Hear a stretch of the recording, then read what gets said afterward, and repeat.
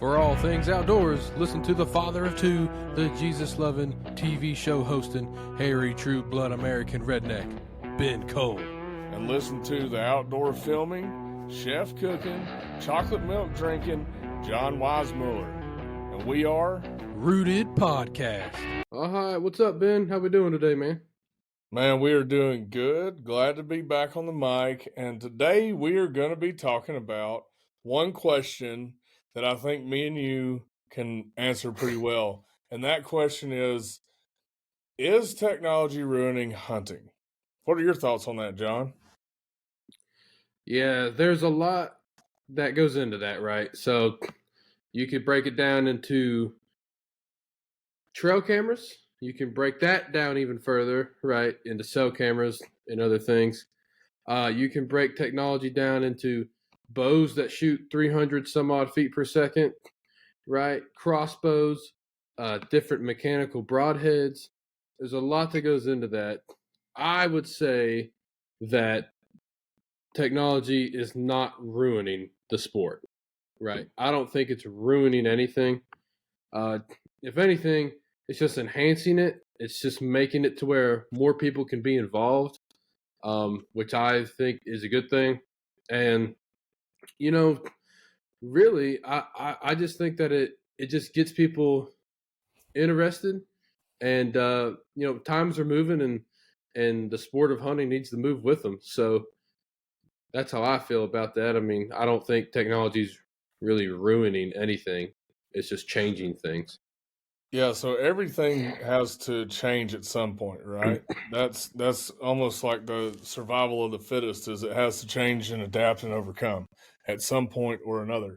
So my opinion on that is the same as what you are. I don't think that it's hurting anything, because from our standpoint, having to go and hunt all these different states, we don't have time to traditionally scout everywhere. Now, do we know how to scout? Yes, we do. Do we actively scout? Well, sure.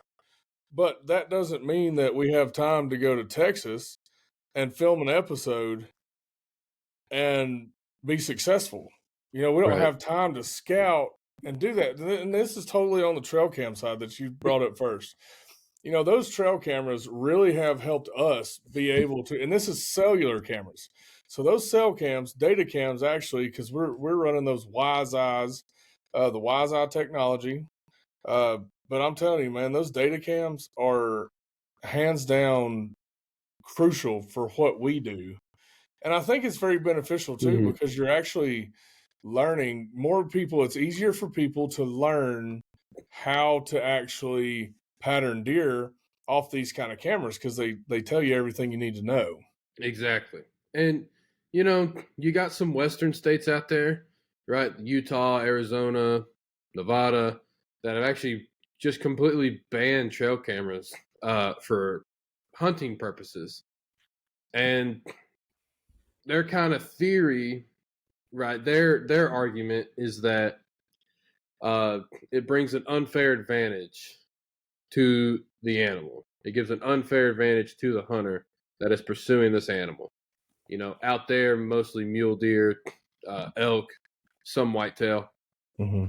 And just, from what I've gathered, that's their argument. And to me, it's like, I it's still a wild animal. Like, just because I got some pictures of something doesn't mean that it's just a guarantee.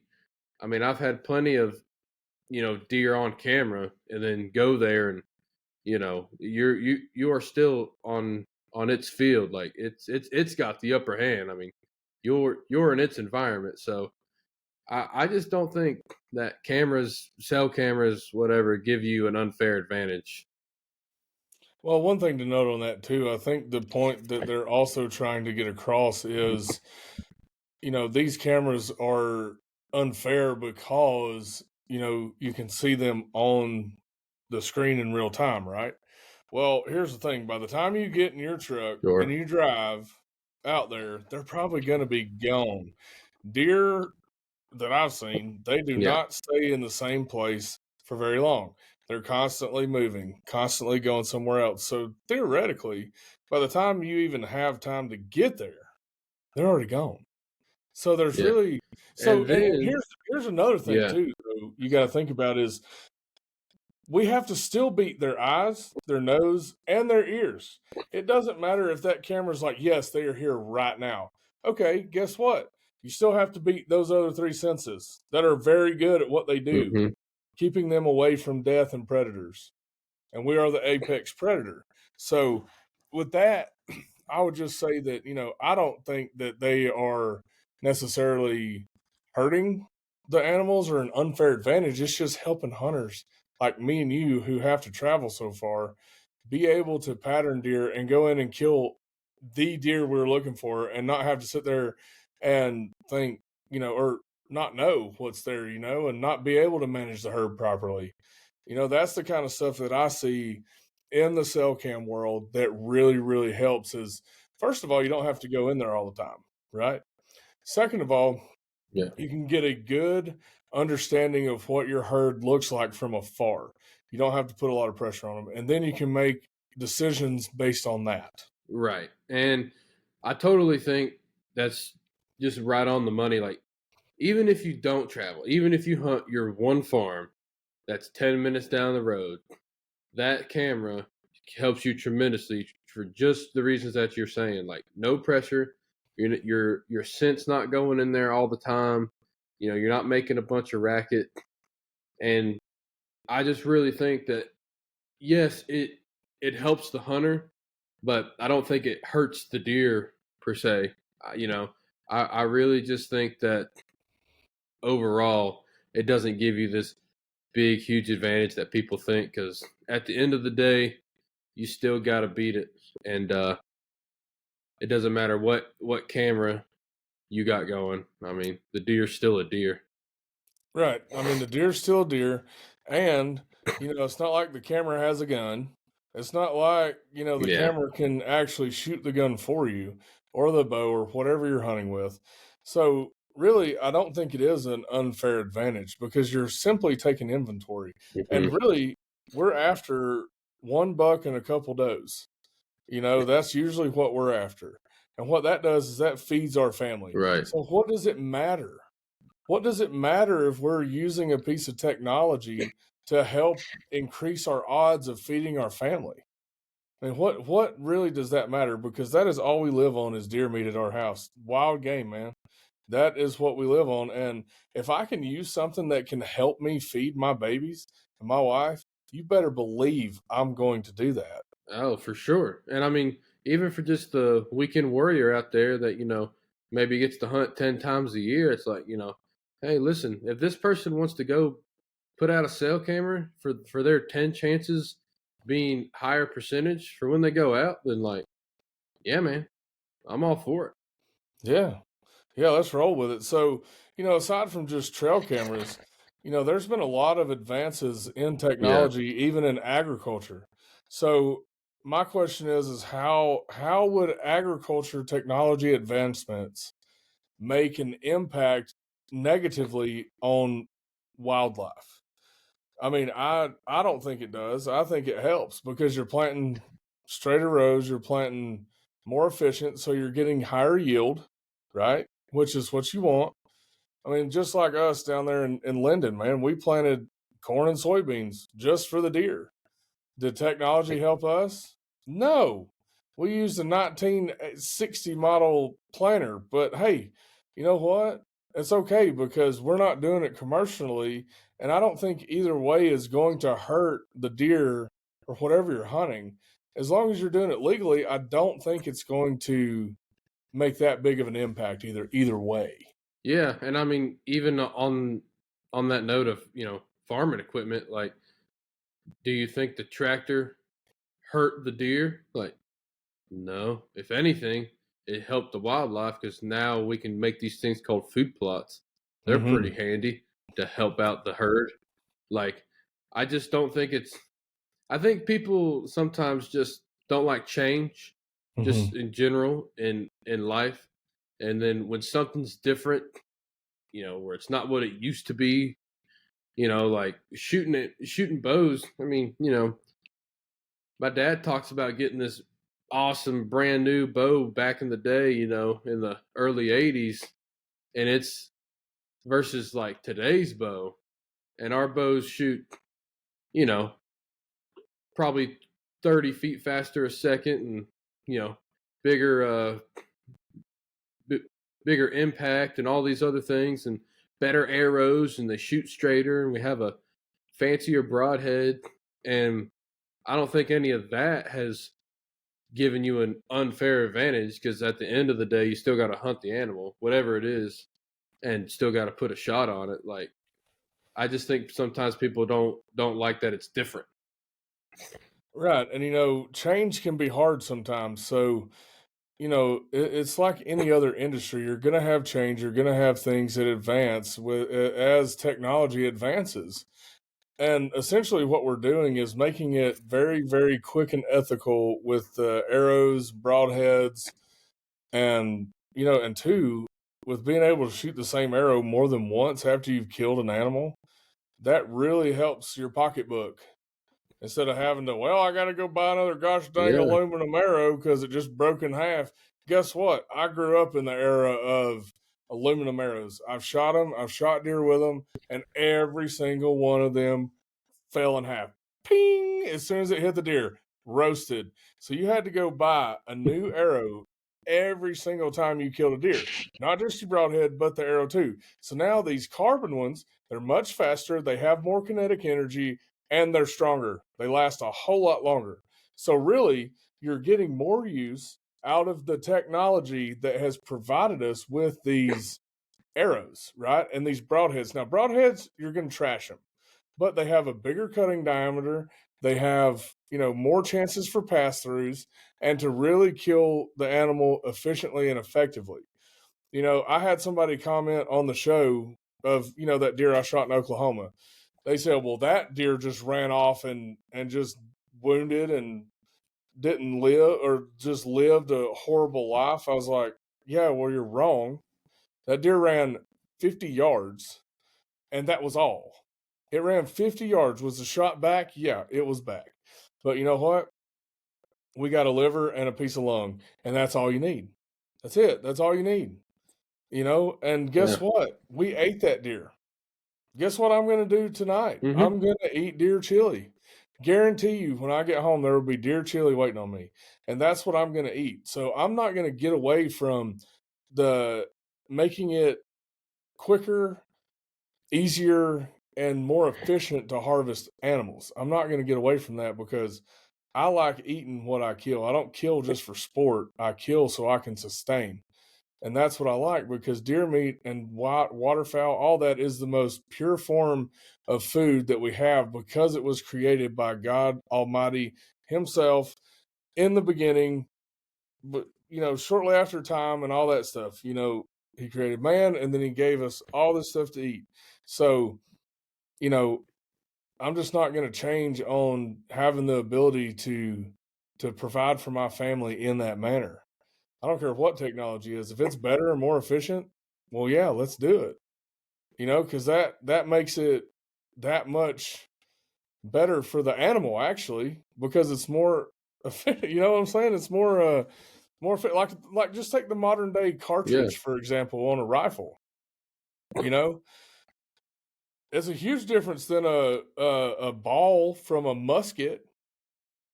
That's a technological advance. I mean, what are your thoughts on the ball to the musket and the rifle? What do you see the biggest difference in those two things right there? Yeah, so I know we're kind of going all over the place here, folks, but we're just fired up about it, man, because it's kind of just a silly conversation. But so let's just talk about that rifle for just a second. I just am trying to imagine a world where we're sitting in a tree stand or a blind, and we have a musket, like a for real, not a nice CVA muzzle loader. No, like a for real musket with a ball that's probably deformed in some shape or fashion, and then halfway pointing it at an animal. Versus today, right? When I take my 30-06 out and I, shoot a deer at 150 yards, and it's just really precise, well built bullet, right? That's got this nice casing, the powder's all nice and packed, and they're all like that. They're all made the same. Got a great primer, got a well built bullet that flies great, that impacts great, explodes great, and the deer's just done like that. And it's like, which one would you rather do? The little tiny ball or this awesome precision bullet? Like, sure, it helps the hunter. That's the whole point. But it also keeps that deer from suffering, or it keeps you from having a chance of wounding that animal, where if you go out and sight in your rifle, odds are that deer is going to die, I mean, within seconds. So as far as the rifle goes, something like that is just kind of point blank obvious. And I think we should take that same conversation to, crossbows, to trail cameras, things of that nature. Yeah, man, and I agree with you on that, because like you were saying with the rifle, so the rifle is very quick and very efficient, right? The deer don't even know it's happened, it's over with. And that's what everybody is. That's what all these people have been wanting is, well, you're unethical. That deer had to suffer. Well, that's not true. That deer dies instantly. There's Right. no feeling. There's no anything. They don't even know it happened. They just died. And then guess what? They become food, which is what they're intended to be. So moving forward, I know there's a lot of fuss about the crossbow as well, right? Being in the same deal as bow season. Same season. But, same season as archery. But here's my thing on that. When I was growing up, everybody's like, oh, well, only handicapped folks shoot crossbows. Well, what do you consider handicap? I think it's a tool to kill a deer really quick. Am I saying anything about a compound bow? No, I love hunting with a compound. I love it. But also, I don't mind. My whole point with this, John, that I'm getting at is we need to stop caring so much about what everybody else is doing and just be proud for people like, yeah, man, that's awesome. Way to go. You killed a good deer. I agree. Fantastic. Instead of being so caught up in, well, they killed that with a bow, or they killed that with a crossbow, or look at him. He's over there shooting that poor little deer with that rifle. I think we need to stop worrying about what everybody else is doing and just either be nice or don't say anything at all. Just keep to yourself. Stay out of everybody's business. If you're going to be negative about everything. But, I mean, we have made a lot of technological advances in the hunting world that can really be the game changer in all of this. I mean, it just makes it more efficient, man. Well, and look, we're sitting here talking about weapons and, getting the animal and all this jazz and trail cameras, and we can deep dive more into that. But like, let's talk about clothes for a second. Like, you don't think that, your grandfather or great grandfather would love to have some of this really awesome insulated, really cool camo stuff that we have now?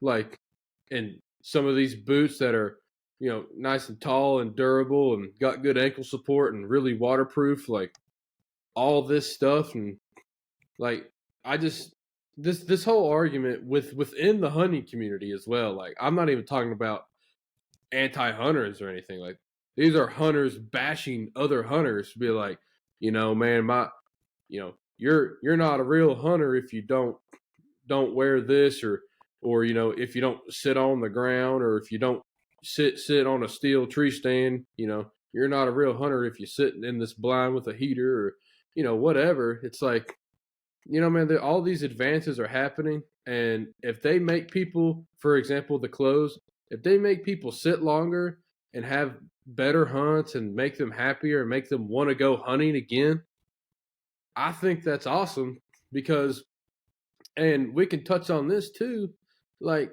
the bottom line to it all, really, really to it all is money, right?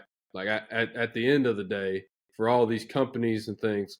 So like if this hunter is buying this camo, right, and then hunts longer, and then buys this bow and buys that arrow and the broadhead and the tag, and then buys a camera, and then all this other hunting equipment, it's like that's only more conservation dollars. Now there's a whole conversation of what people and what states and agencies do with that money. That's a whole nother conversation. But I see nothing wrong with technology advancements helping people hunt, and people buying more products, which in turn helps out the ecosystem of whatever animal you're trying to hunt. Yeah, man. No, I mean, that's 100% spot on. And I agree with everything you just said, because it is a lot of the hunting community. It really is. Man, I killed a bigger buck than you. It's sad. Or you're not a real turkey hunter because you used a fan or a decoy. All right, cool story. Guess what? I like to kill. I don't like getting skunked, John. I like to come home with a bird, because guess what? I make turkey nuggets as soon as I get home.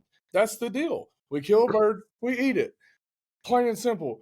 Does it matter how we get to point A or point B as long as it's within the rules and regulations of that state? No, it does not. None of that matters. As long as we are in the rules of where we're hunting, the laws, none of it matters, because everything else is just somebody's opinion. And like I do, opinions are like buttholes. Everybody's got one, and they all stink. That's right. so that's kind of my take on that is, it's becoming more of a competition instead of a bunch of buddies around a campfire. That's what it's turning into. And I think that we can tie it all in together with the technology, because, hey, let's be honest. How many folks, if you want to really get down to the nitpickings of technology, how many folks are going hunting and sleeping in a tent or in a shelter that they built themselves, like a stick shelter, without electricity? Exactly. Tell me how many of y'all out there. I want to know. I really want to know. I'm very curious. And I'm not being derogatory or hateful or whatever. I am genuinely curious how many people still hunt from a man-made shelter. Like, I'm not talking about one you built yourself, like a house you built yourself. I'm talking about like a primitive shelter that you built, or a tent. That's what I want to know. How many people are still hunting that way? Because if you're not, and you have electricity, well, then you are absolutely using technology. Even if you are tent camping, if you're using a flashlight, guess what? That's technology. It's all technology. At the end of the day, everything advances over time, right? That's what it is. That's what we're dealing with. And I think, like I said before, I think people need to stop looking at what everybody else is doing. If everybody is doing it legal, okay, cool story. Who cares how they get to point A or B? Just let them be. Let them be, and let them enjoy their time in the woods. It's not anybody else's time but theirs, right? Yeah, exactly. And I just think that's so spot on, man. Like, if there's some person out there that's just busting their tail, taking care of the family and the house and all this, and they got 3 hunts for the year, and they want to use their 30-06 or whatever, and you go sit in their blind with the heater that they spent their hard-earned money on, and they done went on and bought a tag, like, who the heck are you to tell them that they're not a real hunter? It's like, man, listen, dude. If they can use a cell camera and it helps them harvest a deer or a whatever, I'm all for it. I just think it's almost necessary in some aspects for some people. Mm-hmm. And look, man, and also on the flip side, if you've got all the time in the world, and you carve out your time to go scout and you only shoot compound bow and you only hunt out of whatever, then hey, that's awesome too. That's great. I love that for you. That's just not how I do it. You know? Yeah. What's the big deal? Yeah, that's great. I mean, yeah, I agree with you, man, because I think the same way. If you're going to hunt and you have your own way of hunting, that's awesome. I'm all about it. But Yeah, that doesn't mean cool. that anybody can tell me how I can hunt, why I can hunt, or anything like that. You know, I'm going to do it the way I want to do it. And that is, for me, I will bow hunt. And then gun season comes. Guess what? I'm going to pick up the rifle and Yeah. I'm going to kill a deer. That simple. Easy peasy, plain and simple. I'm going to kill a deer. And, you know, Yep. and two, man, like we've touched on another episode, you know, the whole trying to shoot a giant deer. Okay, it's great to shoot a mature deer. Let's just be honest here. A mature deer does not define the animal by its antler size, right? But we can use technology Right. to help develop those antlers to their max potential genetically, right? Yeah. I mean, minerals and proteins and food plots and all that jazz. So it all, John, at the end of this, we're coming to the end, but it all boils down to making things better from technology. We're moving forward. We just have to deal with what we've got. And you know what, man? Sometimes I do things old school, like with the farming aspect of it, right? You know, I like to use my old Sure. school planter, but guess what? It does a great job. And I'm not planting enough acreage to justify the cost of the technologically advanced machine. You know, that's the difference is I'm not commercially doing this. I'm not making money off that crop. So it doesn't pay for a very expensive piece of equipment. However, my old school one still works. It does a great job. And that's that. But I do think technology is really good. I don't think there's anything wrong with it. I think the moral of this story is people need to focus more on themselves as far as like pointing fingers, you know, because the old saying goes is you point one, you got three coming back at you. So, you know, I think that people need to just worry about themselves instead of always, you know, telling somebody, well, man, you're doing it wrong. You're hunting wrong because you're not using this whatever kind of ammo or whatever. What does it matter? If they're killing deer and turkeys and ducks, don't matter how they're doing it as long as it's legal. As long as it's legal, that's what I stand by. Hunting legally and using your tools to your advantage is what I am for. If it's legal, go for it. Exactly. Exactly. Because I mean, we didn't even touch on, speaking of turkey hunting. I mean, we didn't even touch on this whole wave of TSS. Like now, people are shooting birds effectively, like 60, 70 yards, 80 yards. Like it's getting crazy, man. It's like, hey, listen, if you want to shoot a turkey at 70 yards and you can do it, cool beans. So same concept. It doesn't matter if it's TSS or game cameras or rifles or box blinds versus sitting on the ground, like all of it. The whole moral of the story is I don't think technology is ruining hunting at all. I think it's only helping and advancing it and getting more people interested in it. And some of the quote unquote old heads, the people who don't want to change, listen, don't change. I'm not telling you to change. What I'm telling you is just accept that change is happening and people hunt different than you, and it's okay. Because at the end of the day, we're all on the same team. We're hunters, we're conservationists. We love the wild, we love the animal, we love God, and let's just go have fun in the outdoors, however you want to do it. That's right. Nothing better than shopping in God's grocery store your own way, right? Nothing better than that, man. Just hey, that's it, yeah, that is it. And just hunt. Yeah, just hunt and feed your family. Do what you want to do. If it makes you happy, do it. As long as it's legal.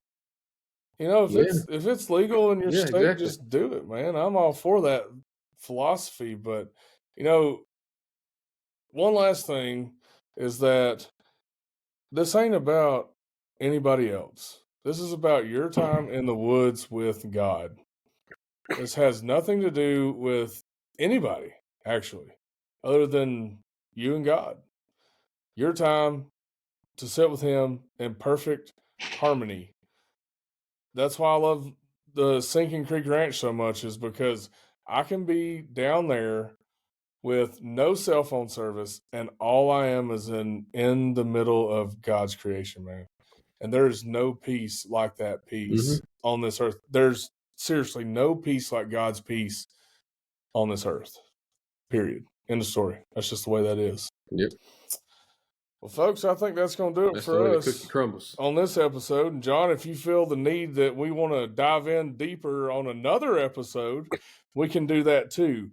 But for now, we're going to sign off. Don't forget, go and subscribe to our YouTube channel. Subscribe to all the streaming apps, Rooted Television. Okay, we're going to cut that there. Remember that. This is like 30:55. Okay. I'm just going to start over. All right, guys. So at that, we are going to sign out. Don't forget, like and subscribe on all the social platforms, all the streaming platforms, and of course, YouTube. That's all for me. The Redneck is signing out. See y'all soon. See y'all.